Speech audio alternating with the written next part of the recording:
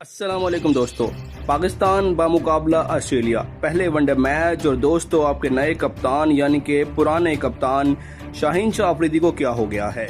जी हाँ दोस्तों, उन्होंने इतनी बड़ी तब्दीलियां कर दी हैं। पहले आप लोगों ने स्क्वाड के अंदर तब्दीलियां देखी और अब यहाँ पर प्लेइंग 11 में तापड़ तोड़ तब्दीलियां कर दी गई हैं। नई ओपनिंग जोड़ी मुतारफ करवा दी गई है, नया मिडिल ऑर्डर आ चुका है। जी हाँ दोस्तों, टॉप ऑर्डर और इसके अलावा ऑलराउंडर्स और फास्ट बॉलर भी यहाँ पर नए आ चुके हैं। दोस्तों वो खिलाड़ी जिन्हें आप लोगों ने इमेजिन भी नहीं किया होगा वो इस वक्त ऑस्ट्रेलिया के खिलाफ प्लेइंग 11 का हिस्सा बन चुके हैं।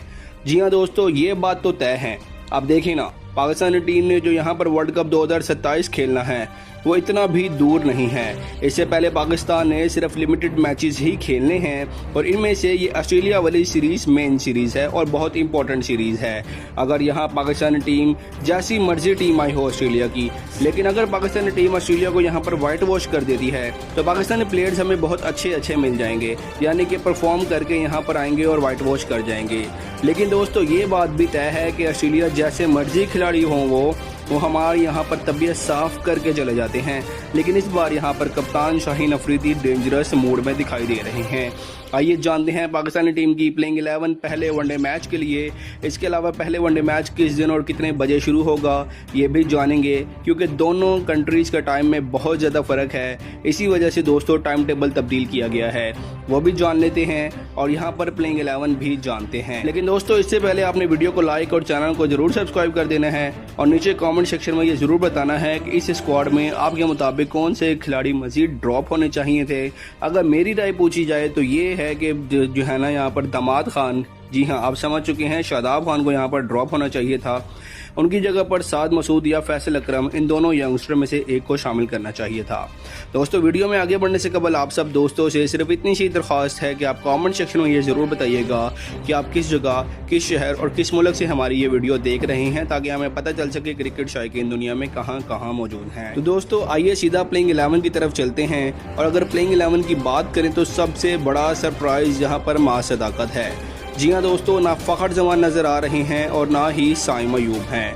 फ़खर जमान तो इंजरी की वजह से बाहर हुए, ये बात सब जानते हैं, लेकिन साइम अयूब के साथ जो हुआ वो भी पूरे पाकिस्तान ने देखा। मुसलसल ख़राब परफॉर्मेंस, ना बैटिंग में कोई ख़ास काम, ना बॉलिंग में कोई इम्पैक्ट। ऐसे में जब दोस्तों मां सदाकत को मौका मिला तो उस बंदे ने आते ही बता दिया कि असल टैलेंट किसे कहते हैं। यही वजह है कि अब टीम मैनेजमेंट भी दोस्तों इसे फर्स्ट चॉइस के तौर पर देख रही है। सबसे बड़ी बात यह है कि मां सदाकत सिर्फ बैटिंग ही नहीं करता बल्कि बॉलिंग का ऑप्शन भी देता है, यानी टीम को एक एक्स्ट्रा एज मिल जाता है। अब अगर आप साइम अयूब और मां सदाकत का कंपैरिजन करें तो इस वक्त फॉर्म, कॉन्फिडेंस और इम्पैक्ट तीनों चीज़ों में मां सदाकत आगे नज़र आ रहा है। ऑस्ट्रेलिया जैसी टीम के खिलाफ अगर आपको अच्छा आगाज़ चाहिए तो फिर ऐसे ही बेखौफ ओपनर्स आपको चाहिए होते हैं। नंबर 2 पर दोस्तों अगर किसी खिलाड़ी ने वाकई अपनी जगह पक्की की है तो वो है दोस्तों साहिबजादा फरहान। जी हाँ दोस्तों, ये बंदा इस वक्त जिस कंसिस्टेंसी से परफॉर्म कर रहा है ना, मज़ा आ जाता है। हर सीरीज़ में हर मौके पर रन्स कर रहा है और सबसे अच्छी बात यह है कि उसकी बॉडी लैंग्वेज में भी एक अलग कॉन्फिडेंस आ चुका है। ऐसा लगता है कि जैसे उसे खुद पता है कि अब ये टीम का मेन प्लेयर बन चुका है। दोस्तों अगर यही फॉर्म बरकरार रही तो आने वाले वर्ल्ड कप में यह बंदा पाकिस्तान के लिए टॉप स्कोरर निकलेगा, क्योंकि इस वक्त पाकिस्तान के टॉप ऑर्डर में अगर कोई वाकई अटैकिंग क्रिकेट खेल रहा है तो वो सिर्फ और सिर्फ साहिबजादा फरहान ही हैं। शुरू में लोग उसे T20 प्लेयर समझते थे, लेकिन अब उसने वनडे में भी खुद को साबित करना शुरू कर दिया है। ऑस्ट्रेलिया के खिलाफ अगर उसने पावर प्ले में अच्छा स्टार्ट दोस्तों दे दिया जाए तो फिर वो मैच का रुख बदल देगा। अब बात करते हैं दोस्तों नंबर 3 की। नंबर 3 पर तो बाबर आजम ही जो है ना जचता है, चाहे लोग कुछ भी बोलें, लेकिन वनडे क्रिकेट में बाबर आजम का क्लासिकल अंदाज अलग होता है।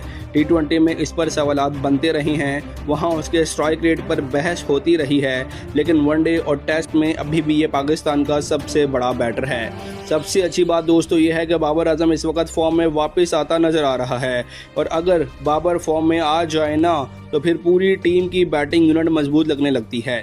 ऑस्ट्रेलिया के खिलाफ आपको एक ऐसा बंदा चाहिए जो इनिंग्स को संभाले, प्रेशर हैंडल करे और लंबी इनिंग्स खेले।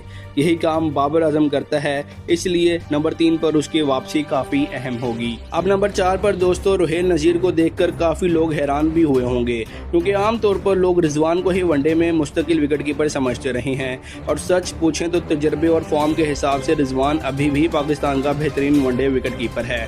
लेकिन चूंकि वो इस स्क्वाड में नहीं है, इसलिए अब रुहेल नज़ीर के पास बड़ा मौका है। रुहेल नज़ीर एक टैलेंटेड प्लेयर है, उसके पास शॉट्स भी हैं और अटैकिंग गेम भी है। अगर उसे मुसलसल मौके मिले तो ये टीम के लिए अच्छा मिडिल ऑर्डर बल्लेबाज बन सकता है। अलबत्ता दोस्तों यहाँ पर ये सवाल ये भी बनता है कि गाजी गोरू को क्यों रखा गया है, और मेरा ख्याल ये है कि अभी उसे डोमेस्टिक में मजीद वक्त देना चाहिए था। रुहेल नज़ीर इस वक्त ज़्यादा जो है ना इम्पैक्टफुल प्लेयर नज़र आ रहा है गाजी गोरी के मुकाबले में। दोस्तों एक बंदा जिसने खामोशी से अपनी वैल्यू बढ़ा रखी है वो है सलमान अली आगा। आप लोग उसे सिर्फ एक सपोर्टिंग प्लेयर समझते थे, लेकिन अब सूरत हाल ये है कि ये बंदा हर फॉर्मेट में टीम के लिए अहम बनता जा रहा है। ख़ास तौर पर वनडे में तो आगा सलमान की अहमियत बहुत ज़्यादा है।